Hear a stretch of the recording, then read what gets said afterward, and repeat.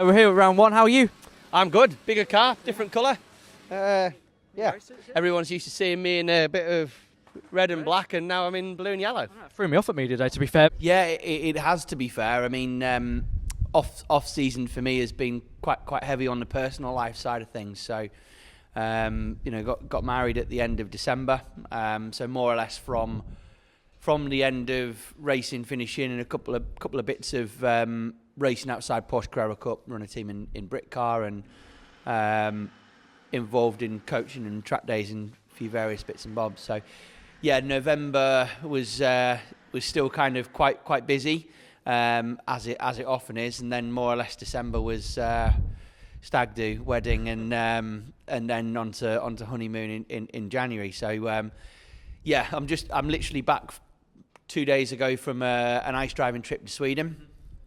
So I've kind of had attention a little bit averted to other places over the winter, which, to be honest, has been fantastic. I've really enjoyed myself, and now we're fully into trying to make racing happen. So yeah, T-minus a month or so till we get going, and quite a bit to do. Great opportunity for you, sponsors, and just good for the sport in general, isn't it? Yeah, absolutely. And even better for me, him starting from pole. So I'm hopefully guaranteed a bit of airtime. So hopefully that sort of stays for the full race, and we can not only stay at the front but maybe pull away. So that's what I'm hoping for. But I am 100% sure that there'll be a few guys on my tail. It's been a new car every year for the last 3, and I don't know whether this is the biggest change. Probably the first year. Yeah, that is probably the biggest and most fundamental change for me. But now into this is completely different again to the RS. So I'm learning a lot, and I think this session will be where we really find out where we're at. Yeah, definitely. We've been really consistent. That's been the key. I don't think we've actually been maximum point scorer on any race weekend, but we've been second or third every weekend, and that's been the important thing. So we've had race wins in there, so it's not like we've just been finishing second and third and ambling our way along. So we need a couple more race wins before the end of the year to try and seal the deal, but we're in the right position for it. Yeah, I mean, I can't remember when you started doing this. Obviously, you've been doing this a while as well now. What year was it? 2021. Okay, so I was 15. So 7 years before that, when you were 8, I raced in one of these cars for the very first time. Yeah. So I did a guest round here in 2014. Mm-hmm. So it's a long time since then that I've been, in a way, trying to get back to Carrera Cup. I absolutely loved that weekend, as I did my sort of one-off sabbatical in the British touring cars. So these 2 championships between touring cars and Porsche have been series that I wanted to do for a long time.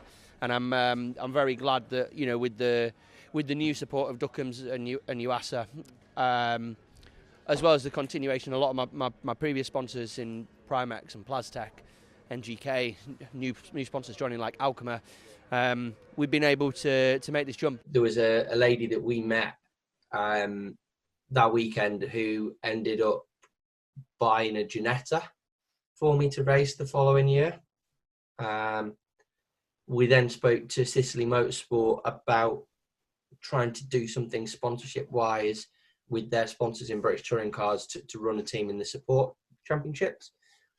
And they said, we're interested in doing something in the Clio Cup, but not in the Ginettas. And that was more or less how the Clio started.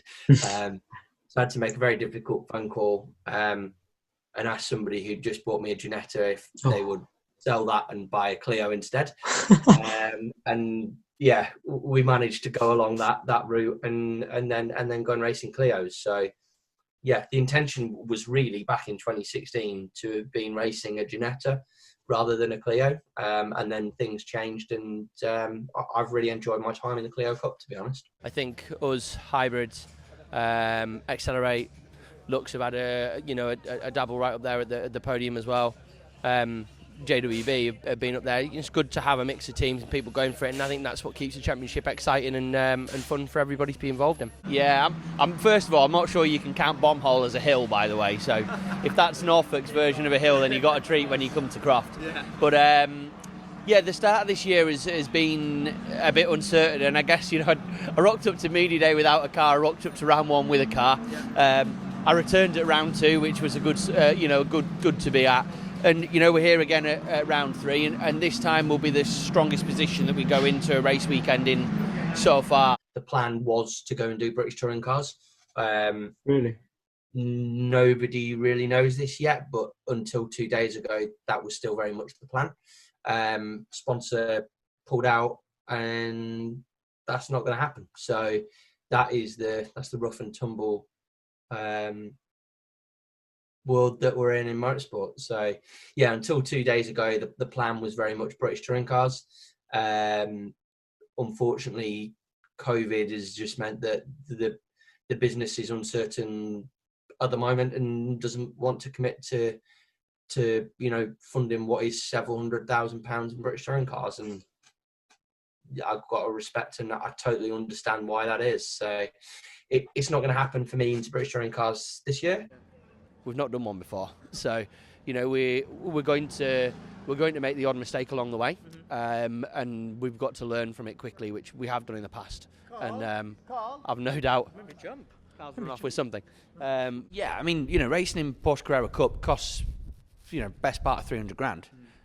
It's when you say that again, racing in Porsche Carrera Cup costs approximately £300,000. For me, that's spent the last 10 years racing in the support paddocks of British touring cars, winning races in Porsche Carrera Cup last year. There's only a few places where racing is going to sort of be the next challenge.